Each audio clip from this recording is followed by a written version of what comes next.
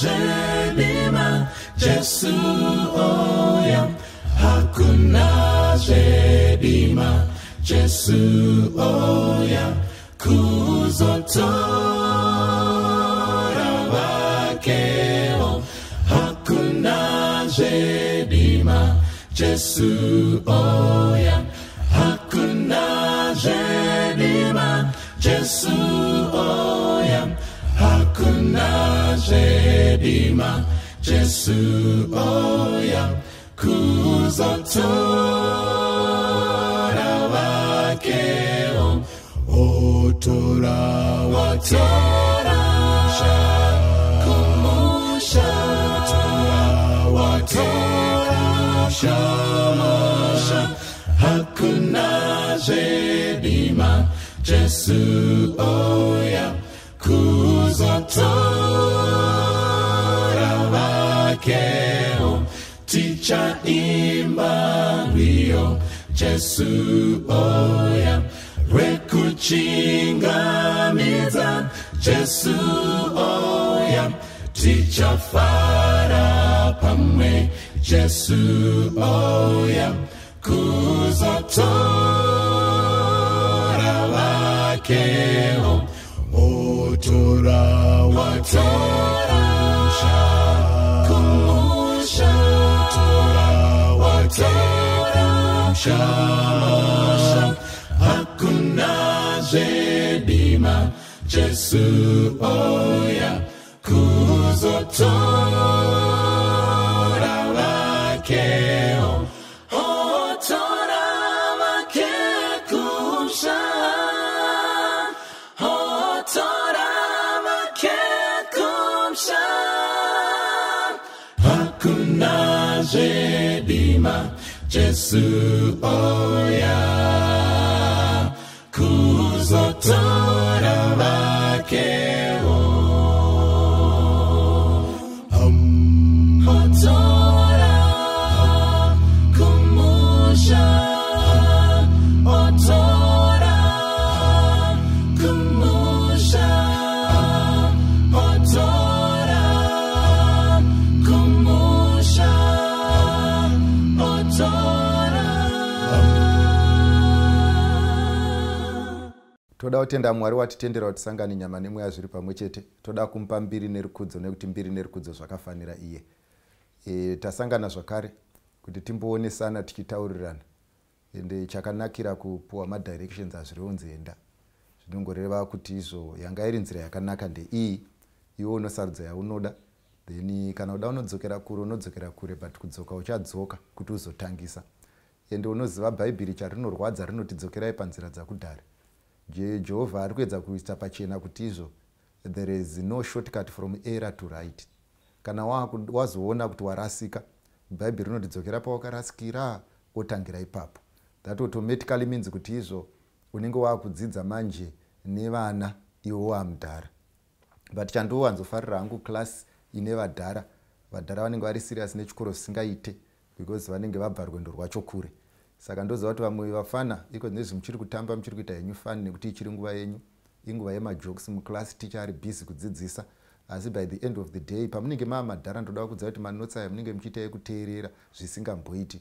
Munenge muchienda kuchechi nemabhaibheri maviri ende nezibhuku zihombe nemaballpoint. Imwe karamba kunyora uchinyora manotsi asi chinorwadza ndechekuti izvo unenge uchingoti izvo ndaimboveko but hazvichaiti.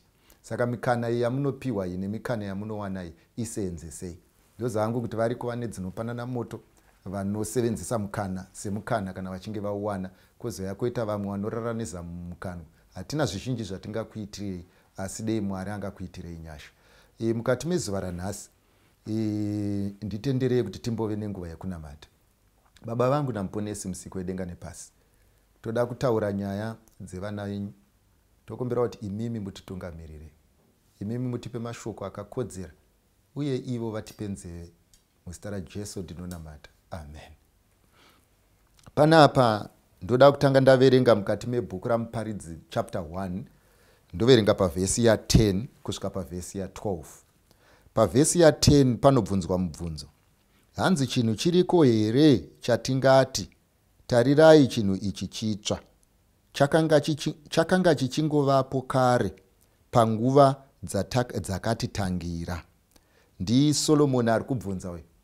Zvikanzi izvo nai macomrades, chiriko here chinhu chaungati tarira chinhu ichi chitsva pakurarama kwemunhu? Vhesi 11 yoti, marudzi akapfuura haacharangarirwi, namarudzi achazotevera haatongorangarirwi navanozotevera. Vhesi ya12 inobva yati, ini muparidzi ndakanga ndiri mambo weIsraeri paJerusarema. Mukatarisa pavhesi ya10, Bhaibheri riri kuburitsa pachena Solomoni achitaura panapa. Ari kutaura kuti pasi pezuva hapana chinhu chinyowani. Saka zviri kuedza kutaurwa naSolomoni ndezvekuti kana wasvika pazvinhu uzive kuti hautongwi in isolation, asi unotongwa uchinzi vamwe vakambenge vane zvaunazvo vakararama sei, vamwe vakambodiwa vaisvika kumba nguvai, vamwe vakambodiwa vakadya here mari yeschool fees, vamwe vakambodiwa vakaramba chechi here, vamwe vakambodiwa vakafoira chikoro here. Saka kana tichitonga hatikutonge in isolation, tinokutonga takatarisa into the past, kuti grade revanhu vakafanana newe rakararama kumasure rakararama sei rikasvika kupi. Paunonzwa vadhara vachitaura, paunonzwa mai vachitaura kuti zvinhu zvauri kuita izvi hazviiti, havasi kushandisa maths, havasi kushandisa chemistry, havasi kushandisa science, vari kungoshandisa mafile avanavo at the past, kuti vana chipo vaive kumasure vanorarama sewe vakasvika kupi, vari kumakuva here, vapenyu here, zviri kuendeka here, hasi kuendeka here, vari kuchema here, havasi kuchema here. Saka by the end of the day, zvinhu zvamunouya nazvo kumba muchizvirova dundundu, zvinhu zvamunouya nazvo kumba muchibhabhauka, zvinhu zvamunouya nazvo kumba muchizvipa mbiri, zvinhu zvamunouya nazvo kumba muchiti maronga. Kune vamwe macorrection vakatomboinyora anza iyoyo ikanzi naticha haiite, idzo dzaanza vakatodzonzinyora ndo dzakavanyoresa mubhuku naticha kunzi simi. Saka mushure mekunge vanzi simi vanoziva kuti kana ticha akati simi hakusi kumajokes, ukanzwa ticha ati simi kune nyaya huru inoda unotetenwa. So by the end of the day, nekuda kweexperience iyoyo, ndosaka kana vanhu vachievaluata zvinhu zvavari kuevaluata, vari kuevaluata vachishandisa past, kuti zvaitomboveko, disco harina kutanga gore rino, pata harina kutanga gore rino, kuenda out hakuna kutanga gore rino, kudya pizza hakuna kutanga gore rino. Zvinhu zvauri kuona izvo hazvina kuinventwa nhasi, zvinhu zvakangogara zviriko. Kuenda kucollege hakuna kutanga gore rino, kuve nemukomana hakuna kutanga gore rino, kuve nemusikana hakuna kutanga gore rino. Atanga kupfimbwa nekunyengwa ndiwe. Kutsvuka hakuna kutanga gore rino, kuita mahips mahombe hakuna kutanga gore rino, kuve nemakumbo makuru hakuna kutanga gore rino. Zvinhu zvakanga zvingoripo. Saka zvinhu izvi, measurement iripo yekuconfuswa tinoitora nemeasurement yaimbovepo kare. Asi by the end of the day, munhu wese anofunga kuti zvake zvakanyanya kudarika zvevamwe, anofunga kuti zvake zvakadzika kudarika zvevamwe. Asi Solomoni achitaura panapa anoti izvo, imbondibudzaiwo chiriko here chinhu chinofanirwa kukupai confusion in the presence of knowledge. Ndo number 1. Saka vapfana, ishu yandoda kukutaurirai panapa ndeyekuti izvo, bhutsu dziri kukubatai hadzina kutanga gore rino. Formula yekuti usarwadziwe nebhutsu yaingoveko kubva gore rakapera. So by the end of the day, usaite semunhu wadiscover zvinhu, hapana chiri kudiscover. Zvikanzi chinhu chinozobhowa namuparidzi ndechekuti marudzi akapfuura aitovewo akasimba, marudzi akapfuura aitove nembiri, asi havacharangarirwi. Munomboziva here kuti izvo mukomana kana achidanana nemusikana akarambwa nemusikana anenge achifunga kuti izvo kana azotenga mota zvinhu zvake zvichifaya, ane zimba rake zihombe, hanzi musikana achapota achindiona achifunga kuti ndakairasa dendakaziva ndakaroorwa nemunhu uyu. Bhaibheri riri kuti izvo kana iwewe watopfuura yatove history haucharangarirwi.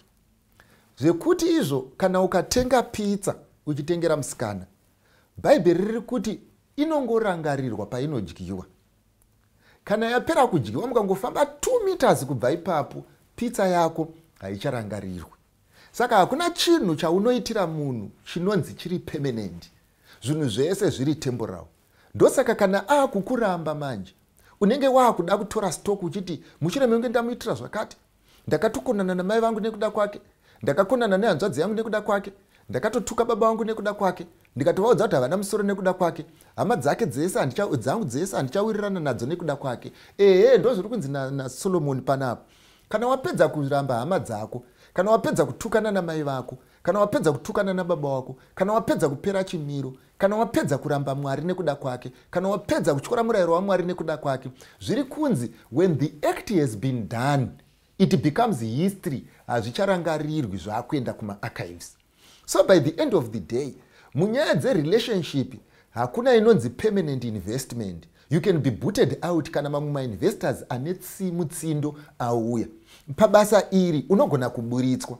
Saka Solomon panapa ari kuti when you are doing this thing, always remember kune vanhu vazhinji who invested a lot in this thing, a lot of emotions in this thing, a lot of emotional activity in this thing, a lot of time in this thing, and after that investment they have been forgotten as though they were not there. Zoreva kuti izvo munhu wese unofanirwa kufamba rwendo urwu wakachenjera. Pekupedzisira pandinoda panapa pana vhesi ya12 muparidzi anobva ati ini muparidzi akutaura personal. Zvikanzi ndakanga ndiri mambo weIsrael paJerusarema. Zvakanga zvichirwa naSolomoni panapa akanga achitaura kuti izvo ndaitombotonga, ndaitombozvirova chipfuva, ndaitopfimbwa ndakanga ndisingapfimbini. Vanhu vaitoda, unoziva Solomoni anga ane vakadzi vamunoziva imi 700 ari 1. Iweyo mbofunga kuti paakanga ari pa 699 which 700 achiti ndoda munhu ane vakadzi 699 aiti kudi, aiti zvorevei. And mind you, pamusoro pazvo akanga ane pfambi 300. Saka anga ane vakadzi 1000 kuti aivaona in groups here ina handingazive, because akada kuvaona one by one, I'm telling you zvinomutorera 3.5 years kudzoka kumba. Saka kana munhu achiti ndinoda munhu waanoziva kuti anomuona kamwe chete after 3.5 years kana time yazo alloketwa, kuti brain dzake dzanga dzichipanana moto here. Zvikanzi asina Solomoni pamusana pestatus yandakanga ndinayo, pamusana pezita randakanga ndinaro, pamusana pezvakanga zviri muhomwe, pamusana pemba yandaigara, which 700 aindida achimhanya sezvinonzi ndiye number 1. Zvikanzi asina Solomoni ndazozviona izvi zvinhu izvi mandiri zvakapera, asi marelationship azvakaestablisha akanga akaestablishwa akazembera pazvinhu zvinopera. Saka nhasi advice yandoda kutanga ndakupai vapfana ndisati ndaenda mubvunzo yamuchibvunza panapa ndeyekuti izvo investment zhinji yamuri kuita imimi muri kuiita kuti ingozoenda kuma-archives. Minda mizhinji yamuri kurima iyi hamufi makakohwa. Ende munoziva chokwadi chinongorwadza, chokwadi chinongobhowa. Unoziva chokwadi chinobhowa so pamusana pekuti izvoka pandine ndichitotauraka pano umwe munhu akatorambwa zuro. Pandine ndichitotaura so pano umwe munhu ari kutorwadziwa kuti ndotaura iye. Pandine ndichitotaura so umwe munhu atobata foni kunyepera kunge ari kundiignore but shoko harivhikwika. Pane umwe munhu ari panapo kuti akangondiona ndabuda pascreen anenge asingadi kunditeerera but anopedzisira atonditeerera. Saka problem inenge iripo ndekuti izvo unenge uchida kuenda kudefenda zviri mauri pane kuti tibatsirane utobuda mazviri watotota mufana. Issue yapo ndeyekuti regai tikutambidze hembe dzakaoma usati bvunze size, because kana takutongokupa dzakaoma dzekuti umbodzirwa tinongokupa dziripo. So by the end of the day zvekuti dziofita here kana kuti hadzifite here inenge iri imwe nyaya. Saka usatore chokwadi pamusana pekuti chiri palatable, usatore chokwadi pamusana pekuti chiri kunakidza, usatore chokwadi pamusana pekuti chinowirirana newe. Chokwadi chinofanirwa kungoraramwa ndechekuti kudiko, ndechekuti hakuna road yauri kufamba nyowani. Saka toda kukukumbirai kuti muve sober pazvinhu izvi patinenge tichitaurirana, patinenge tichionesana, kuti kana tichinge tapedza kuonesana Jehovha agotiitira nyasha. Saka Mwari akuitire zvakanaka. Regai tidzokere panapa tinzwe kuti izvo imimi muri kuti kudii kana tapedza Jehovha akuitirei nyasha. Ndokumbira kuti kana tapedza kutaura musadiscusse nyaya idzi nevanhu vasingafunge sewe, kunyanya shamwari dzako, because shamwari dzako newe makangofanana. iwewe neshamwari yako chinoita kuti muwirirane it's either kushota kwefungwa kana kuti kuwanda kwadzo. So by the end of the day maonero enyu anogona kufanana pachinhu ichi, asi udiscuse nevanhu vanenge vakasiyana newe. Panapa pane mubvunzo wandabvunzwa.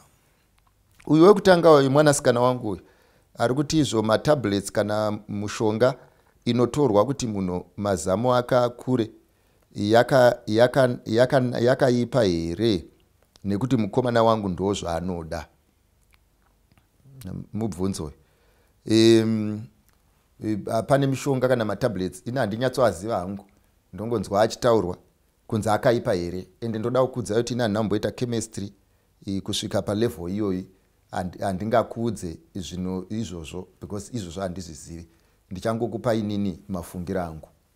Number 1, ukasangana nemukomana anoda munhu ane mazamu makuru iwe une madiki, zvinoreva kuti haasi kuda iwe, ende hazvidi kuti uende kun'anga uzive because vaanoda varipo. Ende in fact zvakaitwa naMwari Jehovha mukuchenjera kwake unoziva zvaakaita, akameka sure kuti pane variety.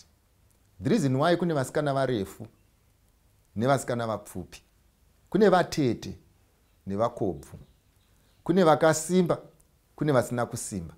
Mwari akaziva kuti kune variety, umwe nemumwe anotora zvaanoda. Ndosaka vedelta vachiti kune koko, kune spaleta orange, kune cream soda, vakaziva kuti hatisi tese tinomwa koko. Zvino dambudziko raakunetsa nderekuti izvo Coca-Cola yakuda kunzi ifanane neFanta, koisive koko tinozomwei. So by the end of the day ukaona munhu achidanidzira zvisiri kuwanikwa mustoro mako, usamvhure shop pamusana pekuti hatengi. Why? You cannot change yourself so as to suit an environment that is not permanent. My relationship ndakakuudzai kuti zvakafanana nekuenda kuinterview. You don't change your personality pamusana pekuti you want to attend an interview. Issue iri panapa ndeyekuti he who wants to buy must buy what is on offer. Kuchinya ukaona munhu achiuya kuzotsvaga mustoro mako zvisingatengeswe imomo, kuti munhu opinda mubhawa oti ndiri kuda kutenga guru nematumbu, issue inenge iripo ndeyekuti izvo ifani yaari kuita panguva iyoyo. Saka zvinofanirwa kutora iwewe kuti urealize kuti ndasangana nemunhu asiri serious ari kuda kundiitira fani. Saka ndinovimba brain dzako dzinopanana moto zvekuti unokurumidza kubata, and I think yafai. Ende ndoda kuti murangarirewo on the sides. Vapfana ndichitaura nemi. Bible rinoti, uyu hauzi mubvunzo uyu, ndini ndiri kutaura. Bible rinoti let the mind that was in Christ Jesus be in you. Zviri kurehwa neBhayibheri parinoti let the mind that was in Christ Jesus be in you. Riri kuti izvo, when you are doing something, chiite uchifunga kuti if it were Christ, what would you do? By the end of the day, imwe problem yatiri kuita isusu ndeyekuti munhu ari paari kuenda kunomwa mapiritsi, zviri mumind make anozviziva, chaari kumwira anozviziva. Kana munhu achida kuti mahips akure, chaari kumwira anochiziva. Anogona kutiudza chicho nechicho, but what is in your mind you know. Saka problem inonetsa ndeyekuti there are some people vanoita zvinhu izvi kuti mahips akure so as to bribe people into believing they are buying quality products when they are buying vacuum. Kune vamwe vanhu vanomwa mapiritsi kuti vatsvuke so as to bribe people into thinking they are better when they are not.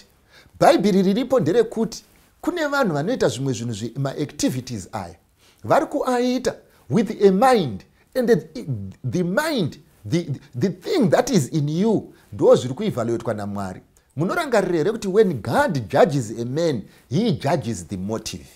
So by the end of the day, iwewe ndoda kukubvunza kuti what is the motive that is in you paunenge uchiita zvinhu izvi? What is the motive that is in you paunoita kuti mahips akure? What is the motive that is in you paunoita kuti makumbo akure? What is the motive that is in you paunoita kuti bheki yako ikure? Are you doing it for comfort wakuda kugara pasi? What exactly are you doing it for? So by the end of the day, Ngatiregei kunetsana nekupindura mibvunzo pasurface. Ngatiregei kunetsana nekubvunzana zvinhu on the surface. Issue iri panapa ndeyekuti izvo before God anojudge the motive. Mwari anotarisa zviri mumwoyo. And I want to ask you a question. Are you doing it with a holy motive? Are you doing it with a spiritual motive? Are you doing it with a motive yekuti izvo zvinhu zviendeke upenyu hufambe? Are you doing it to improve on your spiritual status? Are you doing it for personal contentment, or you are doing it so that people can see what is on offer? You are trying to improve the product so that when you sell it, it becomes sellable. Handisi kuti zvakaipa inini nekuti munhu anotengesa madomasi haungaatengesa ari mupepa rekaki. Ukaatengesa ari mupepa rekaki haatengwe. Saka ngatichiregai kunyepera panapa kuti we are doing it for noble purposes, but we are doing it to enhance value which is not there. Ndoda kudzokorora pamusana pekuti agara madomasi aya ndeye green, ari kubayiwa Jackson kuti atsvuke so as to fool ari kutenga. Unfortunately, like I've always said, matengero ari kuita vanhu mazuva ano havachatengi neungwaro. Matengero ari kuita vanhu mazuva ano havasina basa netexture. Matengero ari kuita vanhu mazuva ano havasina basa nedurability. Matengero ari kuita vanhu mazuva ano havasina basa neutility value. Assessment yavari kungoita is whether it appeals. What they do not realize is grass is greener from afar. Things can be appealing today, but the same methods of judgment hadzisiri idzo dzaunozoshandisa kana waane munhu kumba. Chandoda kukuudza ndechekuti wakwezwa nemakumbo kana ako haachakwezvi. Paunenge uchifamba akutokwezva vamwe. So the investment yauri kuita hausi kuita investment that will content you forever. It will always be there. Number one. Number two, the motive of the doer does not perish or does not cease to exist because azororwa. The motive yaanga anayo inoramba iripo, yekuita sei yekudzimaidza vanhu, yekuita sei vanhu varashike, yekuita sei vanhu kumunowanwa zvikuru, yekuita sei to market that. So by the end of the day, when you have bought, Dairy Board does not cease to produce yogurt. It continuously produces yogurt for other clients. Why? Those that have already bought, dzatove hove dziri mufiriji, handidzo dzatinoenda tichinoraura, toramba tichiraura dzimwe. Whether ndodzokorora, whether tazodzitenga, whether tazodzidya, whether tazogara nadzo, issue inenge ingoripo ndeyekuti tinenge tangodziraura. Inogona kunge ringorivo game rekuti ndapfuura napo vazviona. So by the end of the day, let us always realize whatever we are doing, we are not doing it for one man. Whatever we are doing, we are not doing it for one customer. Whatever we are doing, we are not doing for uya chatirora. When we decide to sell, kune vamwe vachauya vachidaro kuramba vachitenga, but unfortunately zvinenge zvakatengwa kare. Whether tazoramba handisi kuti muchaita pfambi, but the motive remains. Saka young men, pick it up from me. Zvandiri kukudza ndizvozvi ndezvekuti izvo she who does this to you is not only doing this to you because you don't live in isolation. It's for all of us to see. Saka kana madhamu wako vachibuda manje, ivo vauri kudanana navo mazamu ari pachena, hausiri wega unoona, tese techingoona. Saka handizoti muri kutibatsira here kana muri kuita sei. Asi kana kuri kubatsira, Jehovha akuitire zvakanaka, murambe muchingotibatsira nekuti tiri kubatsirika zvisingamboiti nemainvestments enyu amuri kuita. Uyu ari panapa uyu hanzi mukomana haachadi kuti titerere advice nyangwe paplatform. Ari kuti ndofunga akutya kuti shiri dzake dzinobhururuka. Mwana wangu ndongokuudza kuti kana uchiteerera nenzeve dzake mudzosere, ushandise dzako, ndofunga yafai. Right, panapa uyu mwana wangu ari kubvunza ana mai vake vanopinda and vanodanana neshamwari yababa ake, and it looks like manyorerwa zvaita panapa community yese inoziva kuti mai vacho vane kautsotsi, and mwana ari kutaura kuti baba varipo vakangonyarara vanenge vakangotarisa ati nyatsoziva kuti zviri kufamba sei. So by the end of the day, scenario yataanayo manje ndeyekuti izvo paita mukadzi mukuru asingagone kuzvibata, tomboti akatanga kure kusazvibata, kusvikira aita vana vaanavo vakurawo manje, ndo vaakuaffectwa nebehavior yamai. So mubvunzo uri panapa ndewekuti mwana ari kubvunza kuti kana tasvika pascenario yakadai tinoita sei. So by the end of the day, mwanangu, nyaya yaunayo iyi neshaviri namai vako ari perizve kumhanya. So by the end of the day, pandichataura handitaure ndakanangana nemurwere asina kuuya kuchipatara. Ndichataura ndakanangana nemurwere auya kuchipatara. Ende ndinovimba kuti patinoonesana, kana Mwari akanditendera, ndichatora nguva ndichitenderera pamubvunzo wako, tionesane iwe uzosarudza kuti unoda kuita sei. Pamusana pekuti it's not one size fits all. Tinogona kugara panapa pasi tese tochiti mai vaita zvakaipa toita sei navo, but type yamai havazi mai vekuti tingavatyisidzire kana kuti Mwari haadi munhu akadaro, because ivo naMwari vakutotritana sevanozivana semukomana nemusikana. Number 2, mai vako hatigone kuvaudza kuti izvo nyika ino inoguma tunoenda kudenga, because type iyi haizi type inoraramira kuenda kudenga. So by the end of the day, type kazhinji iri selfish, and by the end of the day they don't care what other people think as long as they get what they want. Variko vanhu vakadaro, hakuzi kutuka, hakuzi kuti ndiri kuvaita write off, variko vanhu vakadaro. They are not even worried about the ripple effects of their actions. All they are worried about is kuti zvavo zviri kufaya. Ende zvinhu zvakadai kazhinji kana munhu azviita sekukutaurirai kwatinoita, inotanga ingori a bad habit, yopesera yave character. Kusvika Satan aita take over, waakutungamirirwa nemweya yakaipa kuita zvinhu izvi. So you no longer care what is happening. Baba vako ngativatoreiwo tivasendeke pasaidi. Atovo umwe murwere uyo kuti kana mazoitawo mari nenguva mozovarapisa. And by the end of the day, nditori serious panyaya dzekurapiswa. Kudhara vanhu vakadai vainzi vanoendeswa kun'anga, but handizvo. Ini ndofungawo ndakaita rombo rakanaka rekuti nyangwe ndisina kufunda zvangu ndinofamba nevanhu vakafunda. Saka vanhu vakafunda vandiripo ndakazoona kune mamwe macondition anorapika nemapsychologist, anorapikwa nemapsychiatrist, ataisiya vanhu vachirarama tichifunga kuti izvo ndiwo zvavangori. So by the end of the day, kune mamwe maconditions akadaro. So ndichataura panapa, ndichitaura specifically with you my daughter. Saka unditeerere. So by the end of the day, chinhu chekutanga mwanangu chandinoda kukudza ndechekuti we are all agreeable kuti the environment yauri is abusive. Now mubvunzo watinoda kubvunza ndewekuti, what is the abuse doing to you? What is this setup doing to you? Mararamiro amai vako ari kuita sei ramangwana rako? How are you being affected psychologically? And how can you be helped? Ndoda kukudza mwanangu, ndakazodzidza mazuva apfuura aya nekuteererawo vamwe vachitaura. Kune vamwe vanhu vakatoroorana, vanoroorana nemurwere, votonogara vobvumirana kuti izvo zvemumba muno tinozviisa muno, tozvitaura muno, hazvibudi panze. Vofunga kuti kuva nechipfuva kudhifenda. Nyamba vari kugara nemurwere ari kutoita wese, nekuti havasi kudhisaidha kumurapisa. Murwere ari kutoita wese. Anozongonzi ane hasha, anozongonzi anorova, anongozonzi chino nechino, but people are not interrogating kuti past yake yakanga yakamira sei. People are not interrogating kuti mind frame yake yakamira sei.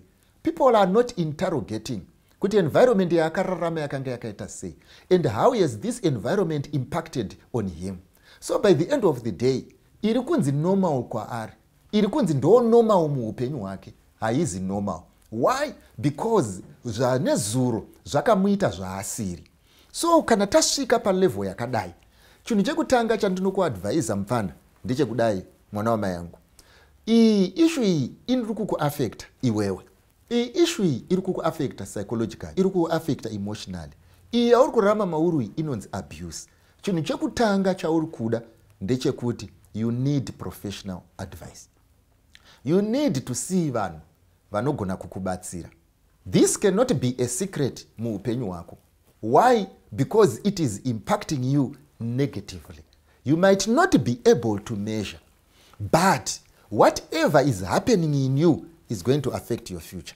Whatever is happening in you is going to affect your relations. Whatever is happening in you is going to affect your tomorrow. Whatever is happening in you might affect even your children. Why? Pamusana pekuti it is a time bomb iri kusetwa. Unfortunately, you do not realize and you cannot separate. I'm telling you, there is a thin line now that divides what your mother is doing and what you will do because of this. I'm not saying uchave mombwe, but I'm talking of the damage that has been done to you, that has been done to your self-esteem, that has been done to you as a person because of this behavior. So the first thing that you need professional advice. Unoda vanhu vakazviendera kuchikoro, unoda vanhu vakaenda kunozvidzidza, unoda vanhu vanozvitambirira mari kuti vagare newe pasi, vataure newe on how you can go over this. Why? Because you cannot change on behalf of your mother. Why? Because you cannot force her to change if she does not want to change. Why? Because you cannot force her to see things that she does not want to see. Saka hatigone kukuudza kuti izvo ita so unless you get professional advice. Number 2, tinogona kukuudza panapa kuti ibva pamba ipapo uchinje environment. But one thing I want to tell you, ndeyekuti izvo as long as you change the environment, asi uchitora the brain that was living in this environment, automatically inotama newe. Why? Because what this has done to you has been internalized. It's no longer things that are on the surface. Saka I call you, ariko mapato ariko, mamwe atoriko a church a mental health. Vanobatsira vanhu ava. Namba dzacho muchadzipiwa. Kana muchidzida bvunzai pa Bluffview. Vanokuudzai, there are people who are there 24/7 who are waiting to assist you. Can you please contact these people vakuassist? Why? Because unozvida. Ndoziva kuti vanhu vazhinji vanoti izvo. Mudhara wako akagara apa, anenge akangogara achiti izvo, inini handina zvandichagona kuita. Why? Taakutongomirira Jesu. But munoziva here imimi kudai izvi kuti iwewe ukatora mari ye-school fees ukanotenga madrugs, kunyange ukazotendeuka haudzoserwe mari ye-school fees. So by the end of the day, ndo zvakangofanana nepanapa. Ndezvekuti vanhu vanoti taiisa mumaoko aJesu, but nyaya iyi vaiisa mumaoko aJesu, but the damage zviri kukonzerwa nenyaya yavaisa mumaoko aJesu haikwanise kuriveswa nekuti munhu azotendeuka. Even if this lady akatendeuka after 30 years, even this lady akatendeuka after 40 years, even if this lady akatendeuka pa deathbed, the effects of her behavior will outlive her. Ndo zvinotaurwa naJulius Caesar achiti izvo, the evils that men do live after them. Unfortunately, we only live today. Unfortunately, we don't see into the future. Unfortunately, isusu tinoramba tichingofunga nezvedu. Kana tichinge tadaro manje, tinosiya damage yakakura. Saka mwanangu, handitauri nezvamai vako.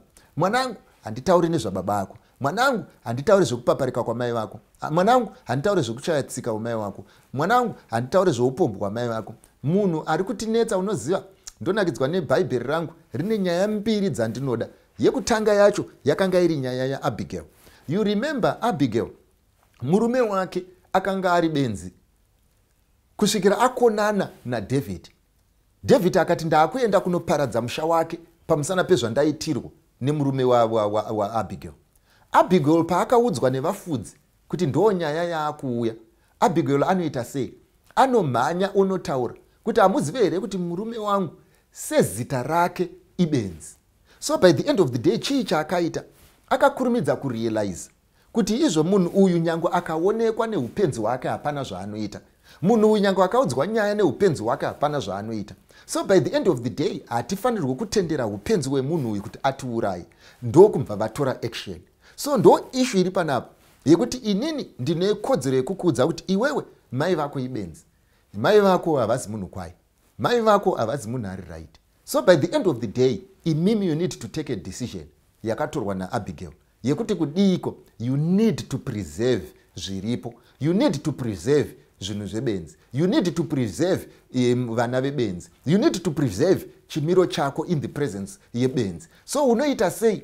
unofanirwa kuacknowledge. Unoacknowledge sei? By going forward and making sure you are not affected. You and your siblings are not affected. Accept your scenario. Accept your situation. Kana mapedza kuiaccepta, zvinhu zvenyu zvese zvinokufambirai. So by the end of the day, ndinokumbira kuti murangarire chinhu ichi, kuti muri kudhila nebenzi. Saka kana muchidhila nebenzi, imimi protect zvinofanirwa kuprotectwa. Ende chinofanirwa kuprotectwa ndimi. So this is what I have to say. Maybe kune vanhu vese vari uko, ndoda kudzokorora, ndoda kuramba ndichidzokorora, ndezvekuti izvo kazhinji kacho zvinoitika muupenyu ndezvekuti zvimwe zvinhu zviri kuitika mukati meupenyu hwevana zvinhu zvakaignowewa kudhara. Zvimwe zvinhu zviri kuita kuti vamwe vanhu vave abusive mumarelations avo inyaya yezvinhu zvakaignowewa vachikura and the type of treatment yavakareceive. Saka ndoda kubvunza vabereki vese muri uko, hakuna here mucommunity menyu modzi yamuri kudzvara muvana venyu ichava affecta in the future, ichava decidera their future? Hakuna here imimi mareiziro amuri kuita vana sekunge muri kureiza imhuka dzinogara pamba penyu, kana muchinge mangodzifidha zvatopera, mukadziendesa kwadoctor zvatopera? Are you sure the environment that you have created is conducive for this?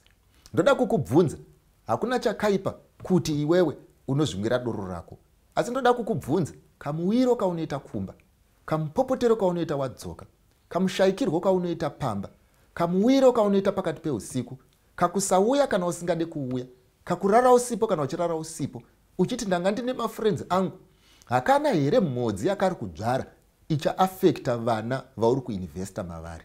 Hakuna munhu asingade vana vake, ndoziva kuti unovada. Ndoda kukubvunza, are you not damaging the future yevamwe vanhu nekuda kwebehavior yavo? You might not respect your wife, you might not respect yourself, you might not respect the community, but can't you respect vana vako? Can't you respect vanhu vakabuda mukati mako? Can't you respect vanhu vaunoswetera? Can't you respect vanhu vaunosenzera? Can't you respect vanhu vausina kumboita wrong? Can't you behave because you respect them? Why? Because some of the evils that we are doing dziri kuuya mangwana dzichishowa mukati mevana vedu.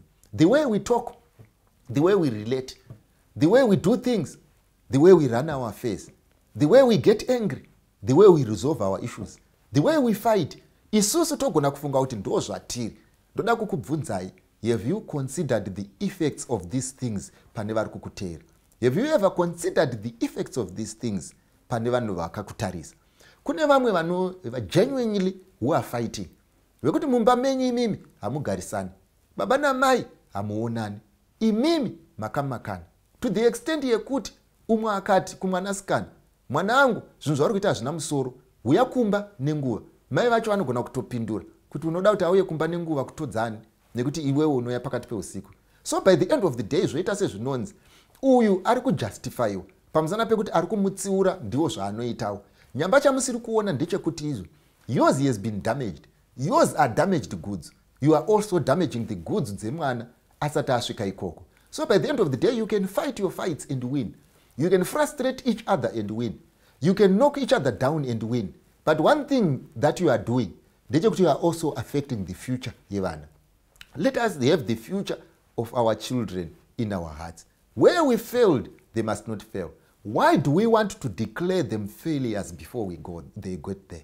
Why do we want to make them emotionally unstable? And have you ever noticed, munhu anokura in abuse, anonowira mune imwe abuse, and anorarama muabuse kubva achizvarwa kusvika achifa? Can't you give your kids a break? So that even if they are to be abused in future, they must know we had it nice tiri kumba.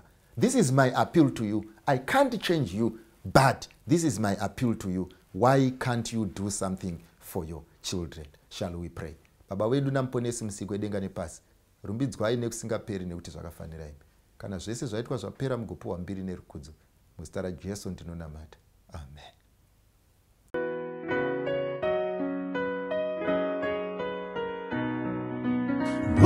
Uchiwenaka kenyi uchirara uchiona mushawa wepetko ukaumire upfeke chishangu chimbi dzangu yakupfura ndudzi dzenyika dziri kunyongana dziri kubvunda kwazvo nekutya inzwa makumbo engoro dzobvunda udyiwe naka usanonoke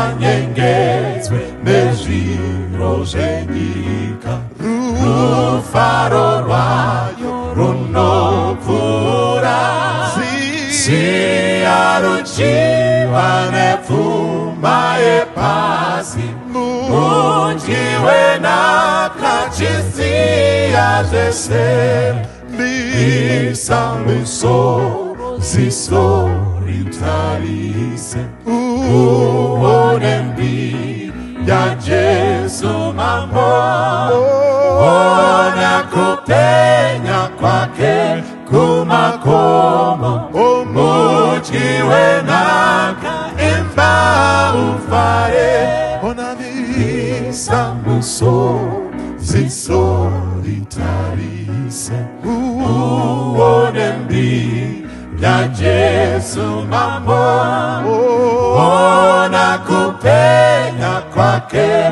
kumakomo udyiwe naka